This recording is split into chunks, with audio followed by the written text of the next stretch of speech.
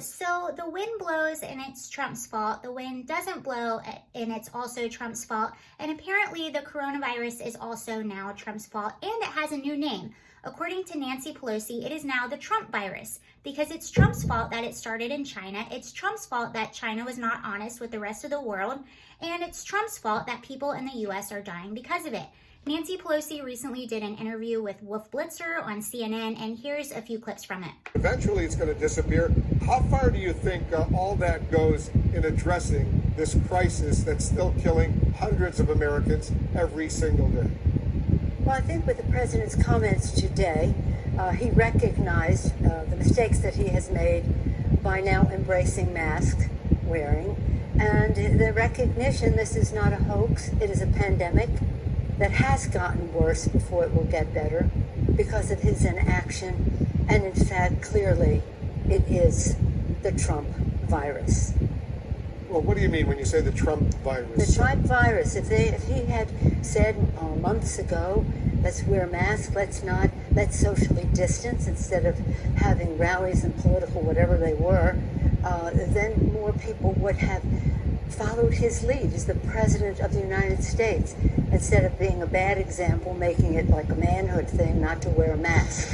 So in any event, it was weird because a briefing on the coronavirus should be about science, and that is something the President has ignored.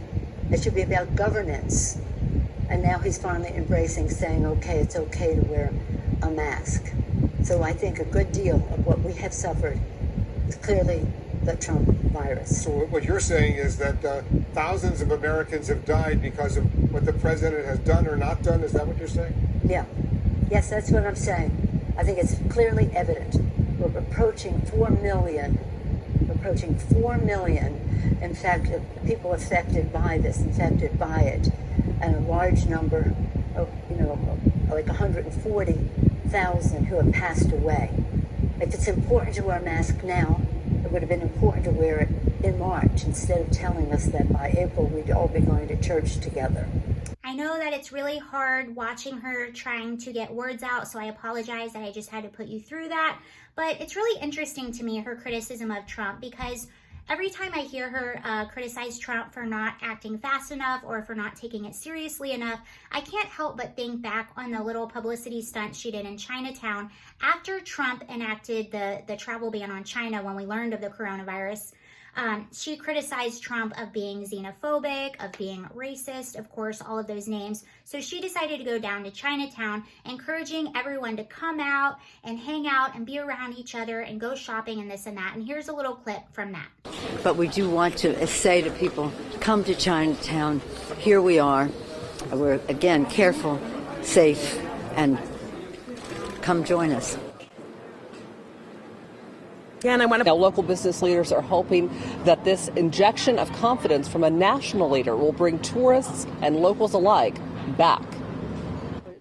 The sidewalk of Grant Avenue in San Francisco's Chinatown hasn't been this packed in weeks. Now, I agree that the handling of this has been inconsistent. It's been frustrating. We're told one thing and then we're told another. It's just been up and down and all over the place. And I think, like many Americans, we're all tired and we're all frustrated. We all want to do the right thing and make sure we help keep everyone safe, including us, our family members, our elderly, our children. But we're frustrated at the handling of this. It's a brand new virus. We've never had a pandemic like this. We've never had a shutdown like this. But to criticize President Trump and his handling, I think is completely misguided. Trump had a press conference every single day at the beginning of this where he had a panel of experts. He had a coronavirus task force team, and he was listening to the experts. This wasn't all him. It was some of the experts. One of the great things that Trump did on his own, not listening to the experts, was do the ban on China, and that's what he gets criticized for a lot. But he's the one that took that seriously in the very beginning. So to criticize him, I don't think is very fair. And honestly, if you even think about criticizing him, think about this. Do you think someone like Nancy Pelosi, do you think someone like Chuck Schumer or someone like Joe Biden would have handled this any better? I actually don't think they would have done a ban on China. Maybe later on when they had to, but I think we actually would have had a lot more deaths because I don't think they would have done that out of political correctness of not wanting to look xenophobic or racist, all the things that they call Donald Trump.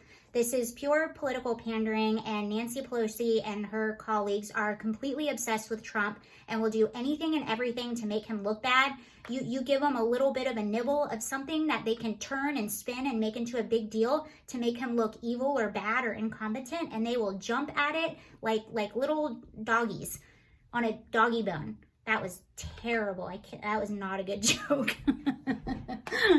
But you get what I'm saying. All right, that's all I have on that. What are your thoughts about this interview with Nancy Pelosi and her obsession with Donald Trump, which I think she has? Thank you for watching. Bye.